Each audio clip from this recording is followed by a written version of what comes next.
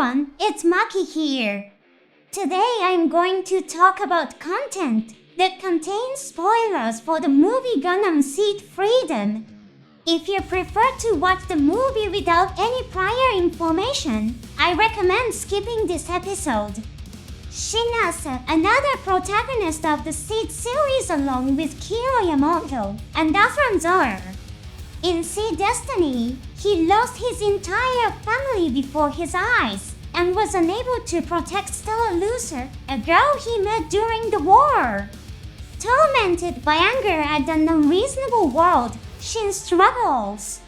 After many battles and growth, Shin plays an important role in the movie. Let's analyze the mobile suit that Shin pilots this time. To take your destiny into your own hands, please click the subscribe button. I'm here to share the excitement of the Gundam series with all of you through my program. This is the Destiny Gundam Spec 2, piloted by Shin. It was repaired under the command of Elika Simmons at Dove's secret factory. Elika mentioned the engine has been replaced with a new type of fusion reactor. The armament and control systems are the same as before. It may be a little lacking in power to fight the Black Knight Squad. Although Elika operated separately from the Archangel, she may have somehow obtained combat capability records and footage of the Black Knight Squad. The Cavalier F3, who rescued Kiro and the others, is equipped with extremely high information warfare capabilities. It wouldn't be surprising if it had collected data and brought it back. Despite being considered older and less capable than the Black Knight Squad, the Destiny Gundam Spec 2 plays a significant role in the movie, defeating enemies. Together with Hilda Hakan, who pilots the Gelgoop Meows, they destroy 4 units of the Black Knight Squad.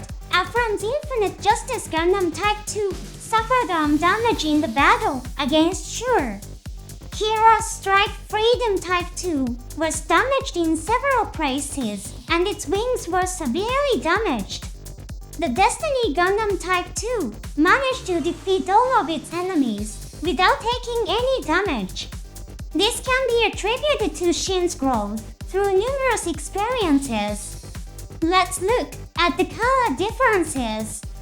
The overall color has darkened, and the horns on the head have changed from yellow to gray.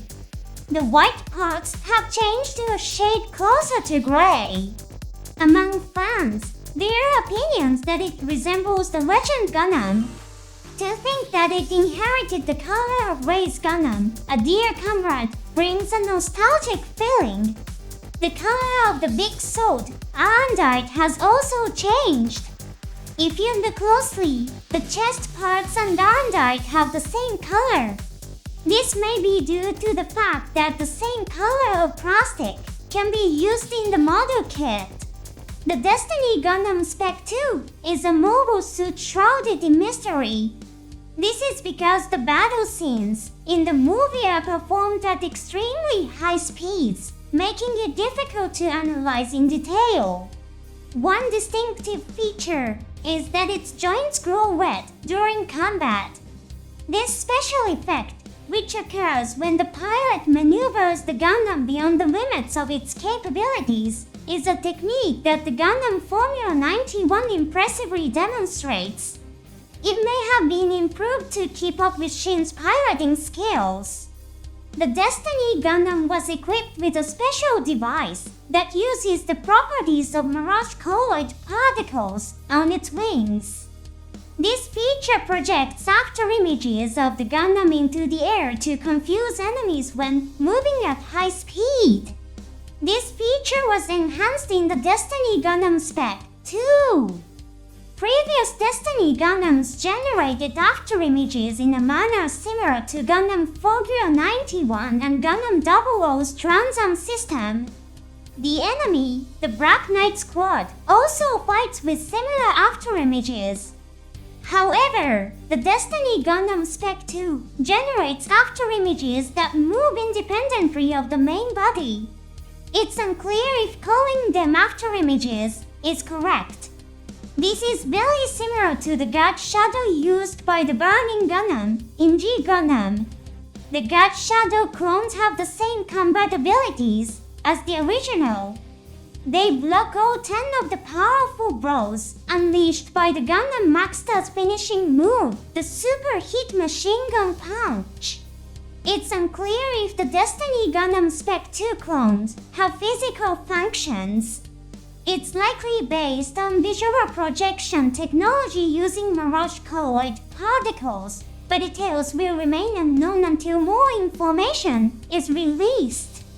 Since there are scenes in which enemies are confused and disoriented by the clones, it's possible that they have effects that trigger responses from sensors. Having a large number of clones darting around at super high speeds and unleashing powerful attacks is a threat to enemies. Combined with this feature, the beam boomerang, which follows special trajectories, becomes a terrifying weapon. To counter the Black Knight Squad's femtotech armor, which neutralizes beam weapons, the squad is also equipped with a railgun, a weapon of the Gelguk Meows, for the final battle. In addition, it can fire a deuterium beam from its forehead to recharge the energy of the Impulse Gundam. The energy recharge takes about 5 seconds. How does the Destiny Gundam Spec 2 control its clones? Let's analyze the few crews available. The Mighty Strike Freedom Gundam produces gold and pink particles. If I'm not mistaken, the Destiny Gundam Spec 2 seems to fight with similar particles. Laura says to Kira, please combine your thoughts with mine. Then there's a moment where Kira grasps the enemy's position as Lars has detected it. New models of Gundam may be equipped with functions that are controlled by human thoughts or intentions. In the Universal Century series, devices called biosensors or psychoframes are used. Mirage colloid particles may create clones that are controlled by the pilot's thoughts. In the scenes where the Destiny Gundam Spec 2 fights, the difference in abilities between Shin and his enemies is also shown. The enemy pilots belong to a race called the Code, who are able to read their opponent's mind. They attempt to read Shin's mind to gain an advantage in battle. However, they fail to read Shin's mind and are surprised, exclaiming, "This guy doesn't think anything." Many fans interpreted this to mean that Shin fights based on reflexes, not complicated theories. Now, I'm going to share a bit of my personal interpretation. I think it's possible that Shin doesn't just fight by reflex without thinking. The Code can only read the surface level of human thought. This ability is explained in more detail in the novel. In the scene where Daniel and Liu hijack the Earth Alliance's nuclear missile launch system, they read the launch codes from a soldier's mind. It is explained that the subject must be made to think of the information since their code cannot read information that is not on the surface of the opponent's mind. Ingrid's romantic feelings are similarly explained. It says to prevent her comrades from finding out about her love for Orphe, she hid it deep in her heart. Ingrid was able to hide her true feelings by removing her love from the surface of her thoughts. Could it be that Shin's mind was in a state of Meikyo-Shisui, similar to the ultimate mental state achieved by Domon Kashu and Master Asia in G Gundam? This refers to a mind as clear and tranquil as an unclouded mirror, or a calm body of water, representing the ultimate mental state of a martial artist in which masterful concentration is achieved. When Shin activates his seed ability, it is mentioned in the TV anime that my mind felt amazingly clear. Could it be that Shin has achieved a mental state similar to that of Domen and Master Asian? And maybe their code, who can only read the superficial part of people's minds, felt that Shin thinks nothing. Of course, this is just my personal interpretation. Then, through the cooperation between Shin and Hildur, Violet of the Black Knight Squad is defeated. At this point, Griffin screams in a manner similar to Violet, shouting no. The code are able to link their minds to perform powerful coordination. They may have felt Violet's pain and fear due to their strong connection, leading to their confusion. The Black Knight Squad in disarray is subsequently defeated by the Destiny Gundam Spec, too. It's depicted that the mental strength of the code is very immature compared to the protagonists of Gundam. Succumbing to the fear of death is a phenomenon often observed in minor characters. The Zero system introduced in Gundam Wing sends predicted outcomes of battles directly to the pilot's brain, guiding appropriate actions. Among these predictions is the information about the pilot's own death. Pilots who receive data directly into their brains experience their own death with almost the same fidelity as the real experience. Therefore, pilots with weak mental strengths might die of shock just by using the Zero system. While their code might be reasonably strong as pilots, they probably couldn't handle the Zero system. This is a significant difference between the protagonists of Gundam and their code. The Destiny Gundam comes with powerful extra equipment. Its name was officially announced on February 8th. It is called Zeus Silhouette. This device is used to operate a giant railgun.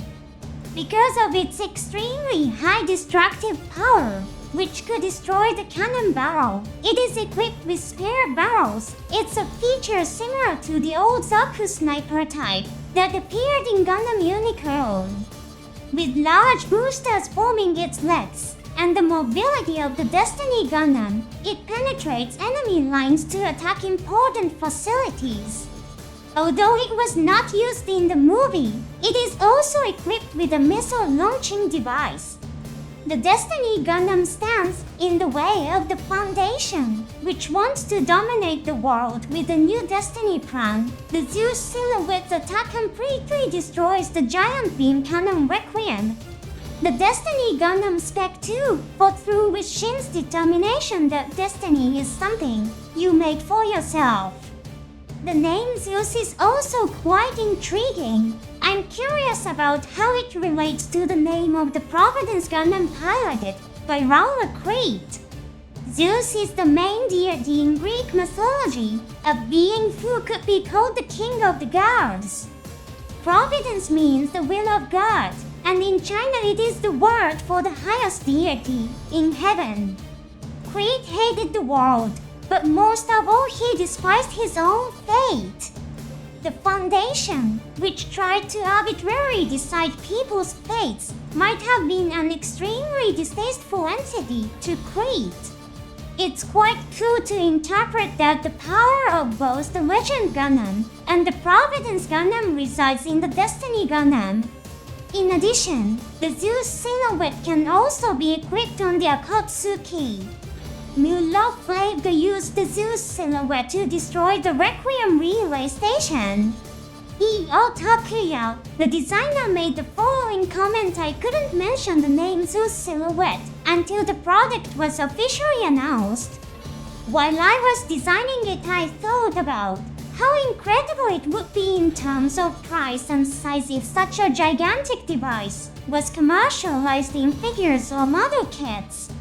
The Zeus Silhouette was first unveiled at Premium Bandai on February 8th, and reservations began on February 9th. The price is about $134 based on today's exchange rate. It is scheduled to ship in August 2024. With the release of the movie, many products have been announced. I'm eagerly awaiting the release of books that will allow me to read the settings. Let's meet again in the next episode.